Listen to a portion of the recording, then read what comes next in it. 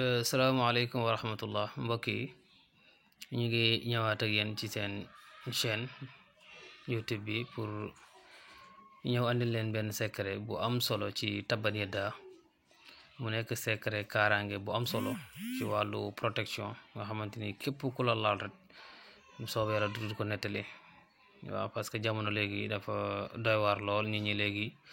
seen xol yi gàkk na ragalatuñu yàlla ci yu bari.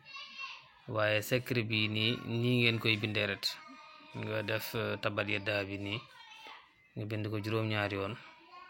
nga boole ko xasu xay lañ koy boolet ak mbott bu dee nga wut benn mbott bu dee nga dugg ko ci nga sangoo ko 3 fan képp koo xamante ni def nga ko lépp lu la waay def bu soobee yàlla yonent bi duutu ko nettali waaw dina faatu de mu nekk secret bu am solo ñu amoon mbégte lool ñëw pour baaxee ko mbokk yi parce que ñu bari ñu ñuy laaj wàllu kaaraange ci côté boobu lii nag ñu ñëwoon rek indil leen ko mu nekk lu doy waar lool képp ku yàlla mën loo rek incha allahu rabbi nga def ko